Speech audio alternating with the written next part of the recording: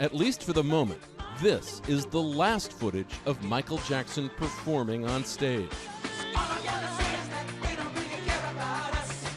1 minute, 49 seconds of They Don't Really Care About Us, taken from a rehearsal of his This Is It tour at Staples Center on Tuesday, June 23rd, 2 days before he died. In the clip, Jackson looks thin but engaged as he moves slow-mo with his backup dancers, interacts with the guitarist, serves up some steps in unison with his backups that recall Sister Janet Jackson's Rhythm Nation, and then busts an old school move or two while singing full out before a freeze finish. Gives you goosebumps. For AEG Live head Randy Phillips, This Is It director Kenny Ortega, and their production team, Michael Jackson's performance in this number proves that the 50-year-old was both eager and fully capable of performing. What do you think that tape shows, Kenny? Well, it shows his commitment and his capability. You know, he was there, that Michael was there, present within his body, you know, his heart was into it. There was a lot of creative jousting and, you know, and wonder, you know, and you know, you weren't always 100% certain with Michael. Michael had his own process, but at the end of the day, no one wanted it more. And I think that you see that. We're the four guys who spent the most time with him in the last 3 months of his life, conceiving and putting together, and fighting and loving and hugging. So we just felt compelled to come on and to set the record straight. He wanted these shows. You know, we sit and we watch past shows and you could feel him just remembering and reminiscing and seeing the audience and hearing them, and he wanted this. To be sure, it is not a moonwalking Michael on view, but the clip does seem to show a veteran performer in the process of preparation. Now he's a 50-year-old man. He can't necessarily do the same things he could Yeah, but back he's then. also a very smart man. He knew how to adjust things for himself. Michael would say to me, well, I want to conserve my voice here.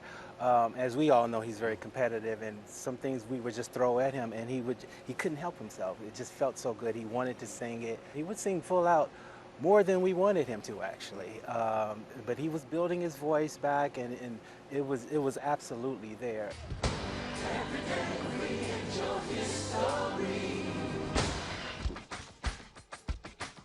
Randy, was 50 shows too many for Michael to be expected to do?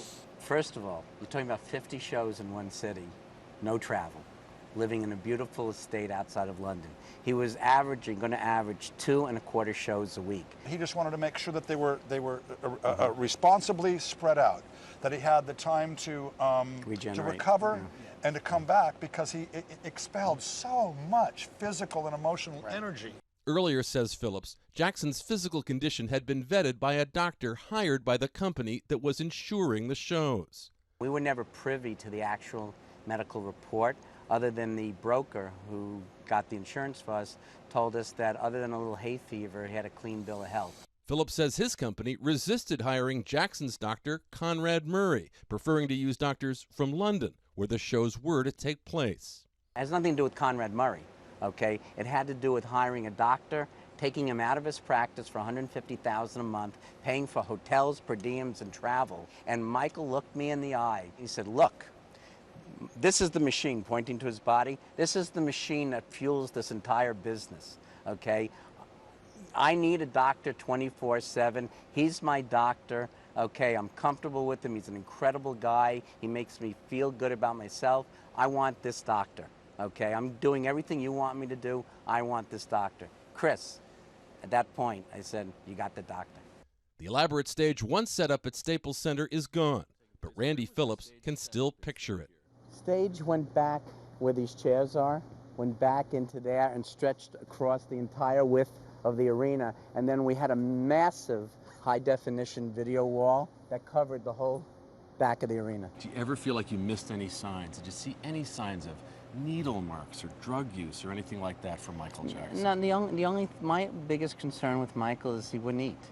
You know, I actually assigned someone to remind him to eat. But no, at least when he was with me.